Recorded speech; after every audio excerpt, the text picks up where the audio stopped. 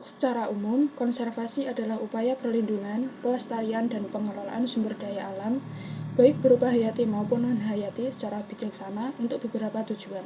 Yang pertama adalah menjaga keberlanjutan ekosistem dan keanekaragaman hayati. Yang kedua, mencegah kerusakan akibat eksploitasi atau aktivitas manusia. Dan yang ketiga adalah memastikan manfaat jangka panjang dalam aspek ekologi, ekonomi, maupun sosial. Zona konservasi perairan terbagi menjadi dua berdasarkan regulasi atau kebijakannya.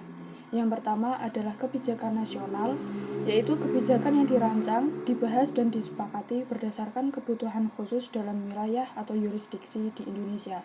Yang kedua adalah kebijakan internasional, yaitu perjanjian atau konvensi global yang diadopsi oleh Indonesia melalui ratifikasi untuk mendukung konservasi perairan.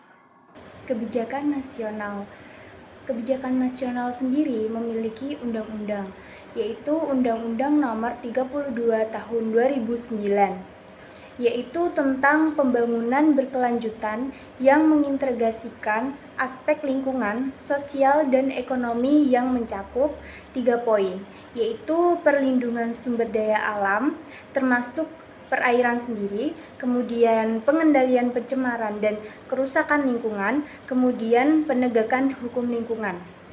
Yang selanjutnya adalah Peraturan Menteri Kelautan dan Perikanan atau Permen KP nomor 31 tahun 2020 meliputi implementasi teknis zona konservasi perairan. Ini mencakup area laut, pesisir, dan pulau kecil. Berdasarkan Undang-Undang Nomor 31 Tahun 2004 dan Undang-Undang Nomor 27 Tahun 2007. Selanjutnya adalah kebijakan internasional.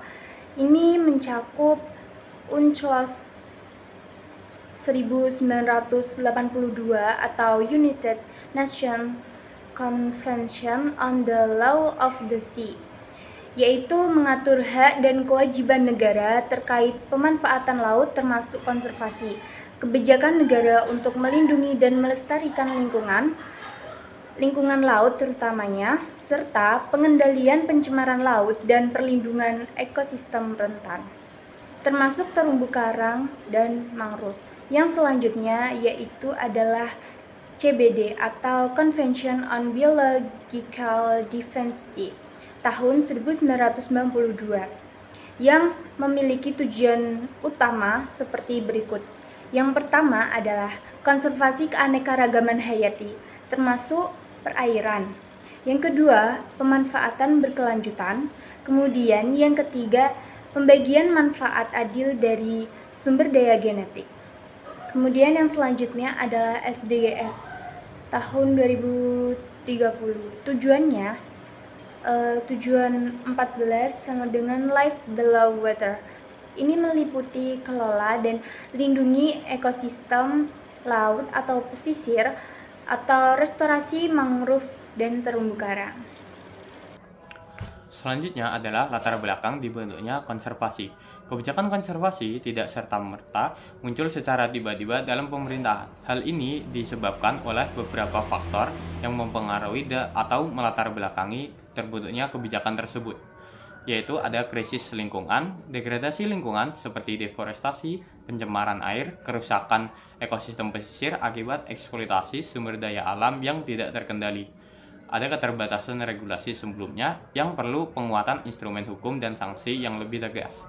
Yang terakhir ada komitmen internasional. Indonesia meratifikasi konvensi global yang mewajibkan perlindungan keanekaragaman hayati, termasuk ekosistem perairan, serta tekanan dunia internasional untuk mengatasi deforestasi dan polusi laut.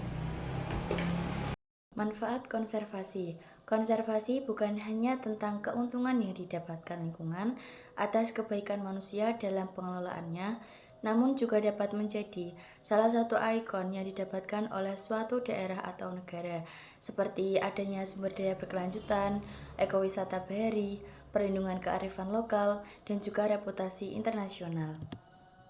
Kemudian adanya tantangan dan juga strategi. Tantangan yang pertama, Bisa saja terjadi polusi dan sampah laut yang nantinya akan mengganggu ekosistem yang ada di perairan. Dan yang kedua adanya degradasi habitat, dan yang ketiga perubahan iklim, dan yang keempat adanya tumpang tindih regulasi, dan yang kelima adanya penegakan hukum lemah. Dan untuk mengatasi tantangan ini ada beberapa strategi yang dapat diterapkan seperti yang pertama adanya pengendalian pencemaran, dan yang kedua adanya restorasi ekosistem, dan yang terakhir adanya sinergi lintas negara.